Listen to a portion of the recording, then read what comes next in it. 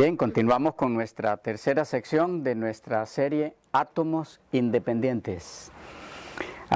Quedamos en ver, aunque sea en una forma un poco somera, rápida, cuáles son las características que se dan de las personas que componen a este grupo llamado la Iglesia de Dios.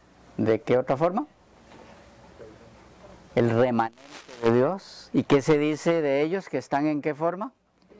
En pie ante Dios en este tiempo final. Vamos primero a la Biblia, en Apocalipsis, el capítulo 14. Apocalipsis 14. Estos son los dos capítulos que nos hablan de este grupo, el 7 y el 14.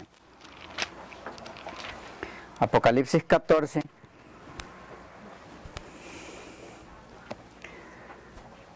El versículo 1 nos dice: después miré, y aquí el Cordero estaba en pie sobre el monte de Sión, y con él 144,000 que tenían el nombre de él y el de su Padre escrito en la frente. Y aquí empieza a darnos características de ellos fundamentales. ¿Qué tenían en su frente? Dice, el nombre de él y el de su Padre. Todos sabemos que el nombre en la Biblia es símbolo de el carácter. Entonces, estamos aquí ante un grupo de personas que representan ante el mundo el carácter de Dios. Es por eso que tenemos las declaraciones, algunas de las cuales hemos leído, muchas otras que no leeremos acá, y ustedes pueden buscar en una concordancia de los escritos de la hermana White. Ahora puede hacerse fácil allí por internet, en el buscador. Le da todas las veces que usted quiera cualquier palabra. Y van a encontrar que la razón por la que se los presenta a ellos como defensores, guardadores, sostenedores de la ley de Dios es porque está impregnada en su mismo carácter. Por eso es que la defienden ante Dios. Por esto es que es el pueblo remanente de Dios que Satanás persigue.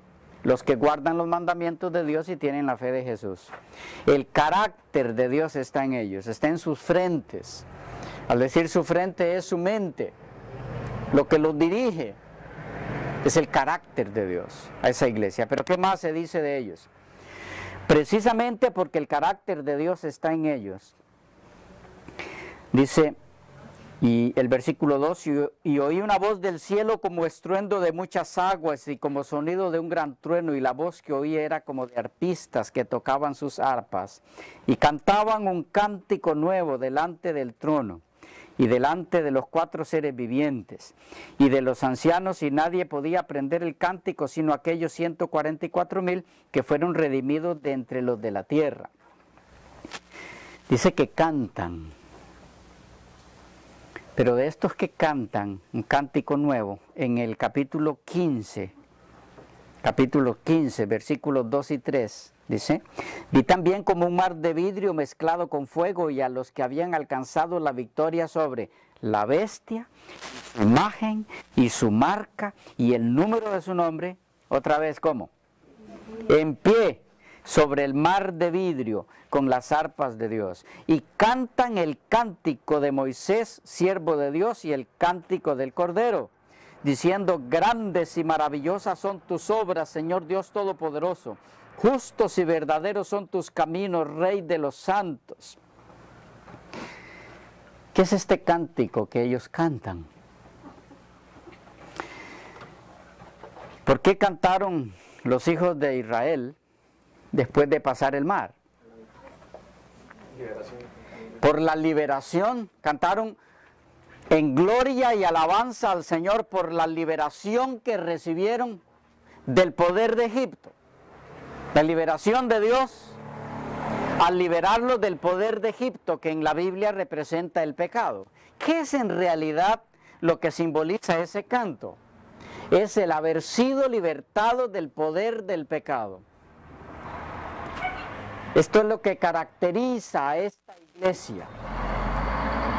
Es una iglesia que recibe de Dios el poder para vencer en las vidas personales de cada uno de los que la integran el poder del pecado.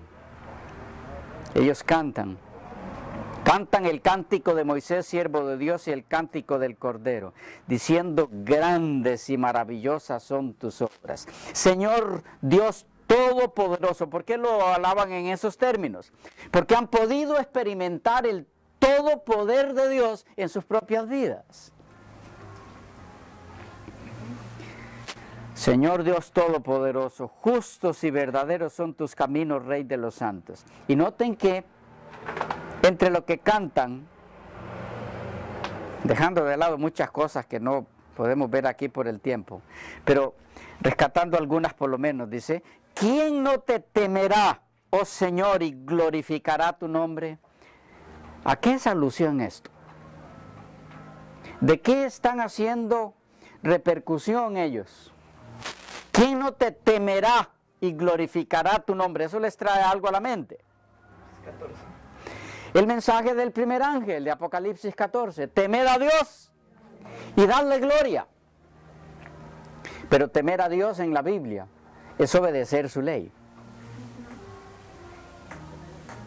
Temer a Dios es obedecer su ley. Por eso es que esa característica básica de ese pueblo, de ese remanente, de esa iglesia que no puede ser llamada Babilonia, es que guarda los mandamientos de Dios. No importa por donde usted lo mire, siempre le va a salir lo mismo. Es el mismo pueblo, es la misma iglesia, con las mismas características. Temer a Dios es guardar sus mandamientos. Recuerden, entre muchos otros versículos, Eclesiastés 12. Eclesiastés, el capítulo 12.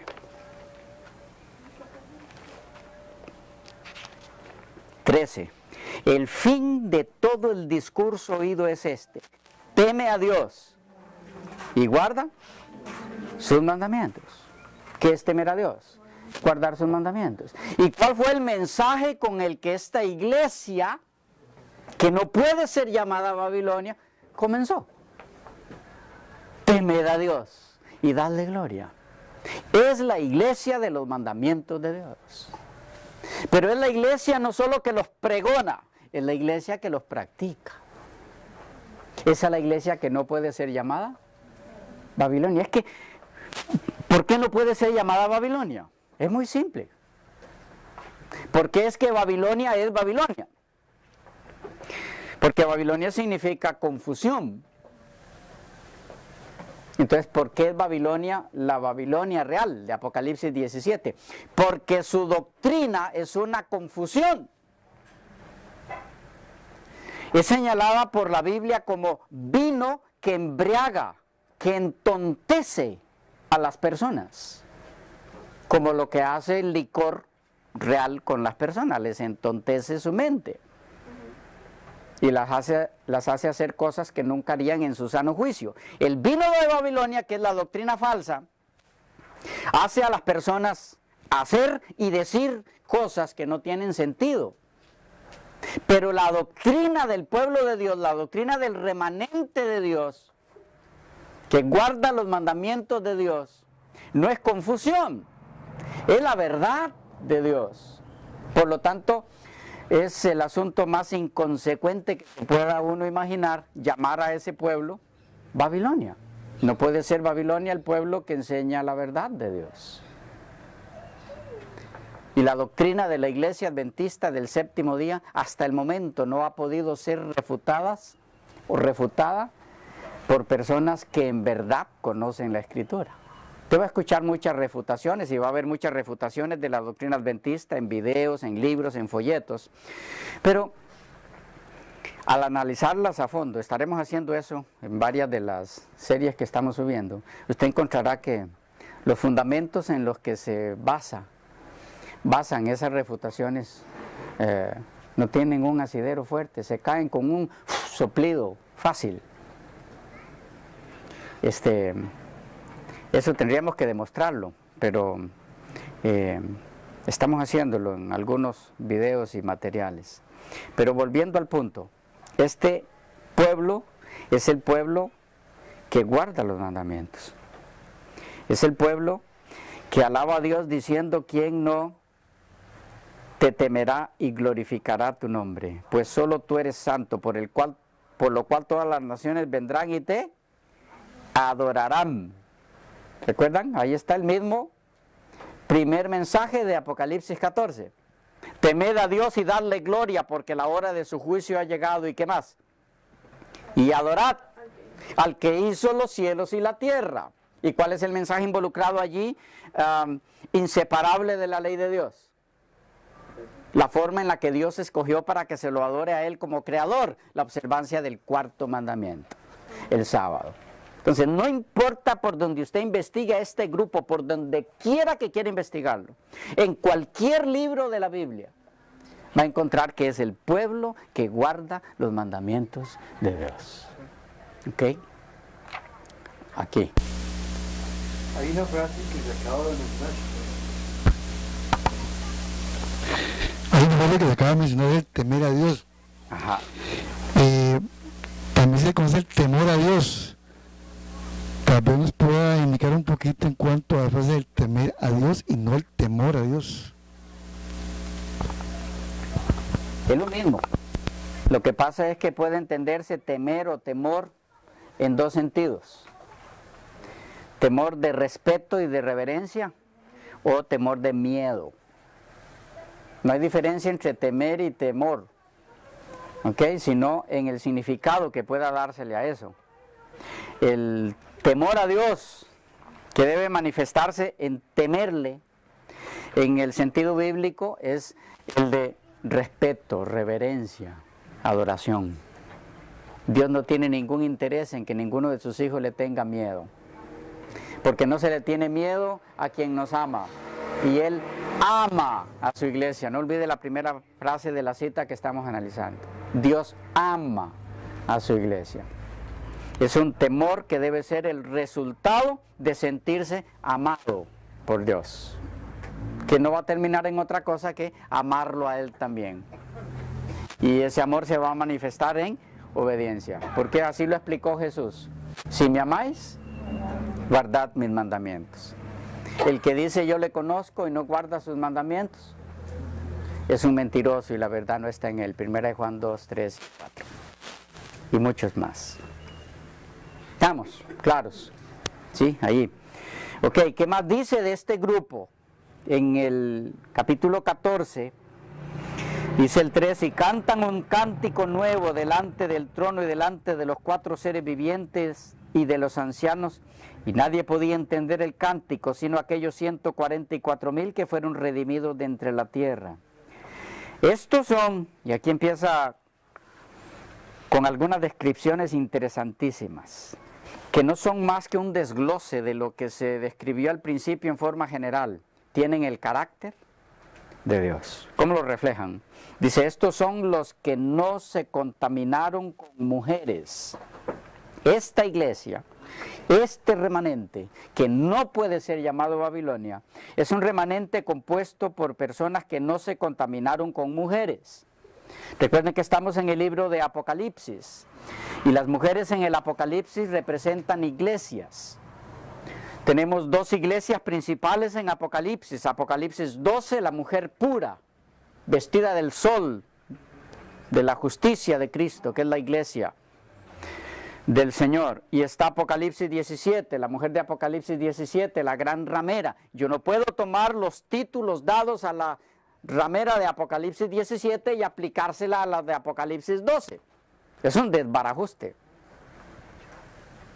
completo, total. Es distorsionar las escrituras de forma abrupta. No puedo tomar las características de la mujer de Apocalipsis 17 y aplicárselas a las de Apocalipsis 12. Y alguien ha dicho, bueno, pero ¿y si la mujer de Apocalipsis 12 se convirtió en la del 17?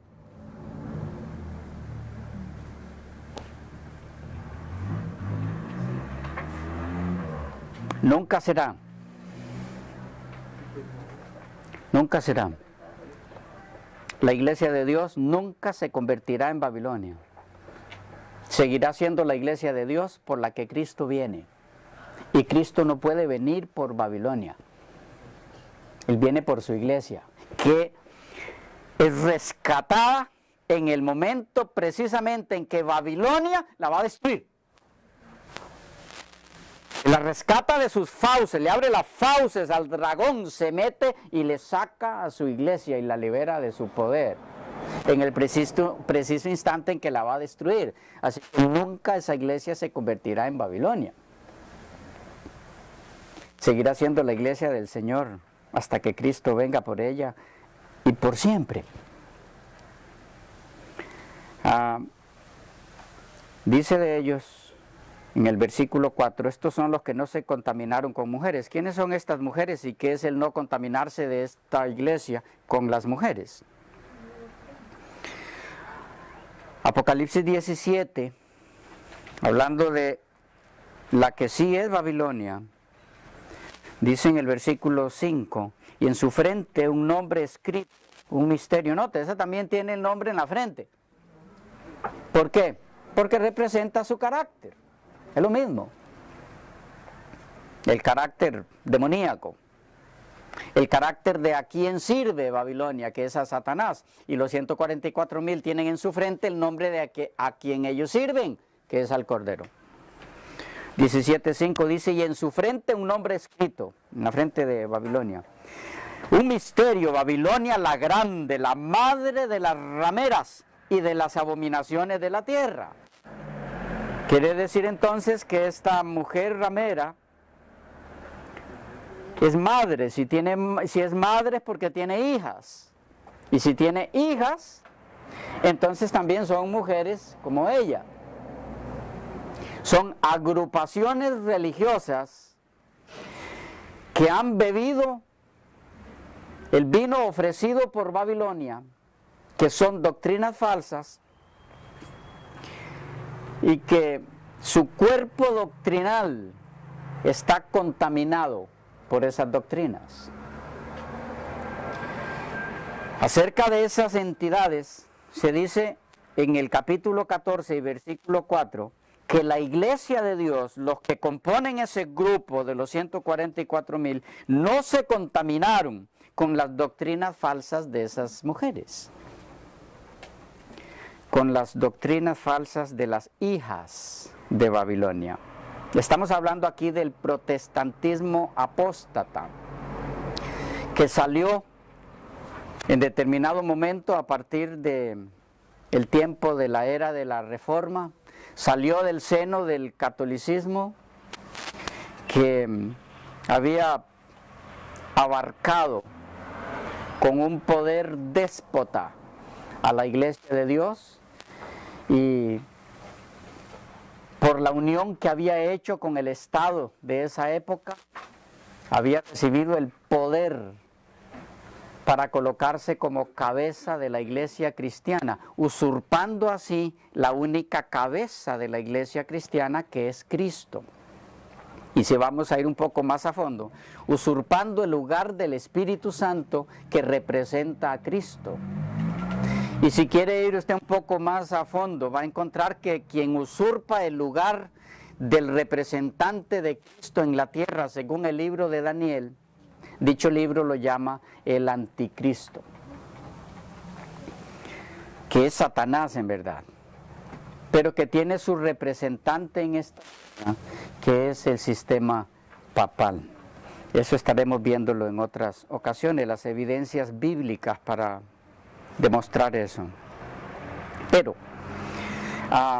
se dice de este grupo, volviendo a Apocalipsis 14:4, no se contaminaron con mujeres, con estas iglesias que aunque salieron del catolicismo, mantuvieron en sus cuerpos doctrinales muchas doctrinas de Babilonia, de las que nunca se despojaron. Entre otras, la inmortalidad del alma, la doctrina de un alma inmortal. Usted la escucha hoy predicada en la mayoría de los púlpitos protestantes, cuando en realidad el primer sermón que se predicó sobre la inmortalidad del alma lo hizo una serpiente sobre un árbol en el Edén, al decirle a Eva: no es cierto que morirás, no morirás, aunque peques. Es decir, puedes pecar y seguir siendo pecadora por siempre, nunca cortar con el pecado y no morirás, sino que así se te dará vida eterna. Y esta misma doctrina ha sido mantenida por muchas iglesias protestantes. Varias doctrinas más, como la observancia del domingo como día de reposo. Fue parte del legado que el catolicismo le dio al mundo protestante, parte de sus doctrinas falsas. Pero este grupo de personas, dicen, no se contaminaron con mujeres, con las doctrinas falsas de Babilonia. Hay muchas doctrinas más, pero no es el objetivo ahora, sino ver las características de estas personas. Estos son los que no se contaminaron con mujeres, pues son vírgenes en ese sentido.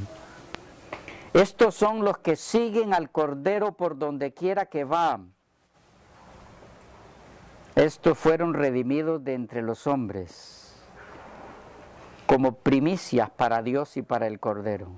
Y en sus bocas no fue hallada mentira, pues son sin mancha delante del trono de Dios. Es un grupo de personas que los caracteriza la verdad. No practican la mentira. Esa es su iglesia.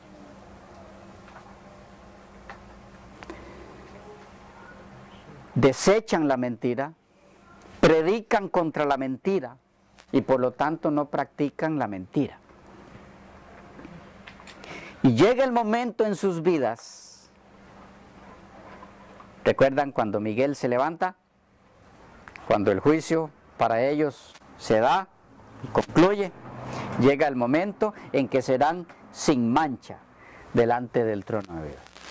Mientras ese momento llega, vamos a verlos en algunas secciones más que nos corresponden el día de hoy. Ese grupo de personas todavía está manchado de pecado y lleno de defectos.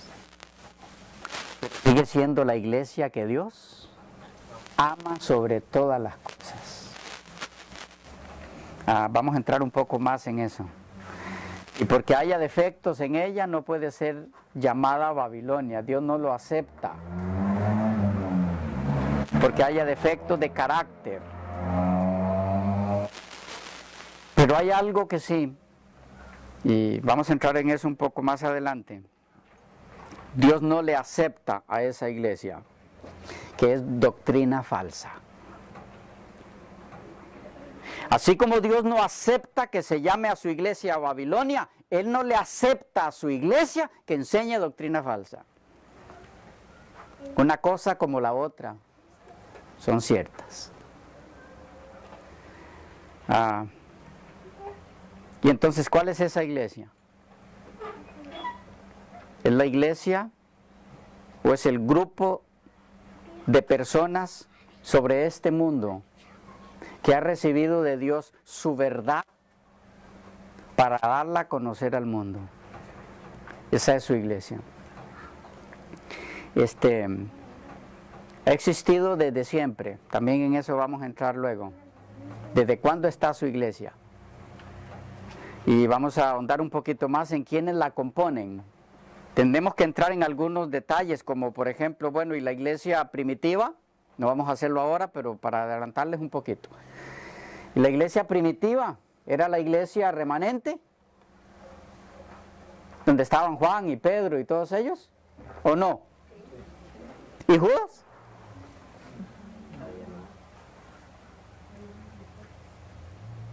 ¿Y Simón el mago? Pero él pasó a ser parte de la iglesia, fue bautizado, y Judas también.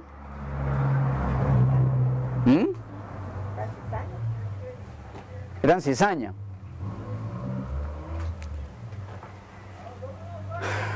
Tenemos que entrar en eso, porque necesitamos entender qué es la iglesia según la Biblia. ¿Y cuál es esa iglesia de la que en el momento en que una persona o grupo de personas decida desligarse de ella, de su doctrina, de todas o de alguna de sus doctrinas, o de las personas que la componen, se convierte en un átomo independiente, que no tiene ningún valor para Dios. Es como un dedo. Vamos a entrar luego en eso también. Solo le estoy mencionando algunos puntos. Este dedo, cualquiera, tiene suma importancia para mí. Con solo él puedo tomar este vaso y tomar agua.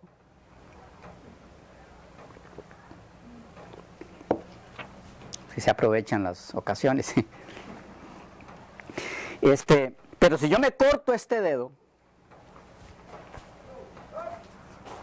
y queda por allí suelto, tirado, ¿qué valor tiene? Unido al cuerpo, puede hacer maravillas. Puede salvar una vida en determinado momento. Pero suelto del cuerpo, no es nada. Eso es cualquier persona o entidad o grupo de personas desligado de la iglesia, que es el cuerpo de Cristo. Es nada. No tiene ningún valor para Dios en el contexto de iglesia. No puede usted, no puedo yo, no podemos nosotros desligarnos de la iglesia sin convertirnos en átomos independientes. Pero necesitamos tener claro qué es la iglesia. Y yo espero que al dedicar un poco más de secciones a estudiar bíblicamente y según Elena de White qué es la iglesia, usted pueda descubrir que usted es parte de ella, porque no se vaya a descubrir que usted no es. Y esté lidiando usted con la situación de dónde debe estar usted, si debe estar aquí, debe estar allá o en otro lugar. ¿Dónde debe estar usted para estar en la iglesia cuando usted ni siquiera es parte de ella? Eso sería terrible.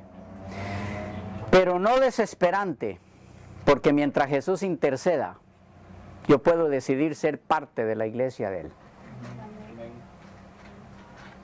Y Él me acepta en su iglesia.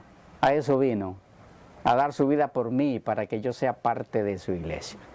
Pero el tiempo se nos fue, tenemos que avanzar. Nos vemos en la próxima sección.